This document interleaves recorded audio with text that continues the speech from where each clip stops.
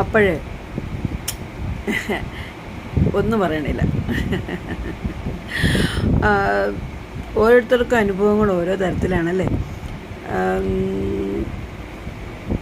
നമ്മൾ ഒരാളിനെ വിശ്വസിക്കുമ്പോൾ അയാൾ പറയുന്ന വാക്കും ചെയ്യുന്ന പ്രവൃത്തിയും രണ്ടും രണ്ടാണെങ്കിൽ ആ ആളിനെ വിശ്വസിക്കുകയേ ചെയ്യാൻ.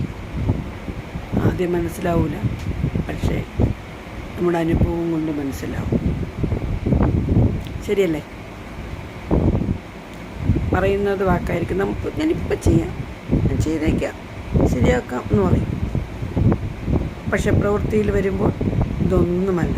ഇയാൾ ചെയ്യുകയുമില്ല, നോക്കുകയില്ല, ഒന്നുമില്ല. അങ്ങനെയുള്ള വ്യക്തികളെ നമ്മൾ വിശ്വസിക്കുകയേ അരുത്. ഒരുപാട് മൗനമായിട്ടിരിക്കുന്നവരെയും വിശ്വസിക്കരുത്. ചതിക്കുഴി അവരുടെ മനസ്സിലാണ്.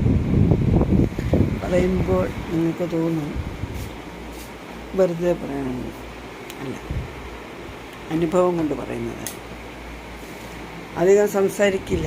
ഇപ്പോൾ നമ്മൾ വിചാരിക്കാം നീറ്റ് ആൻഡ് ക്ലീനാണ്. ഏറ്റവും വലിയ വിശ്വാസവഞ്ചകൻ ആ ആളായിരിക്കും.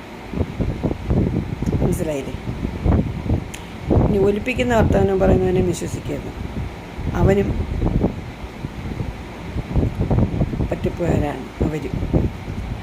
ഒരാളിനെ പറയുമ്പോൾ പിന്നെ പറയും അങ്ങനെയുള്ള വ്യക്തികളെ എന്നാണ് ഞാൻ പറയുന്നത്. കേട്ടല്ലോ? അനുഭവം കിട്ടിയ അനുഭവങ്ങളുടെ വെളിച്ചത്തിലാണ് ഞാനിത് പറയുന്നത്. പിന്നെ കണ്ണിനകത്തുണ്ടല്ലോ സുഹൃത്തുക്കളെ, ഏതാണ്ട് പോയി, മുടിയാണെന്ന് തോന്നുന്നു.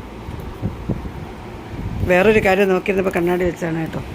അങ്ങനെയാണ് വില കൊടുക്കേണ്ട സ്ഥാനത്ത് നമ്മൾ കൊടുക്കേണ്ട സമയത്ത് വില കൊടുക്കാതെ വരികയും അത് നഷ്ടപ്പെടുമ്പോൾ പിന്നെ അതോർത്ത് ദുഃഖിക്കുകയും ചെയ്യുന്നത് ശരിയാണോ? ആണെന്ന് നിങ്ങൾക്ക് തോന്നുന്നുണ്ടോ? നമ്മൾ ഓരോരുത്തർക്കും പ്രാധാന്യം എപ്പോഴൊക്കെ കൊടുക്കുന്നു, അത് നമ്മുടെ കൂടെ ഇരിക്കുമ്പോൾ കൊടുക്കുക. നഷ്ടപ്പെട്ടിട്ട് പിന്നെ ദുഃഖിച്ചിട്ട് കാര്യമില്ല.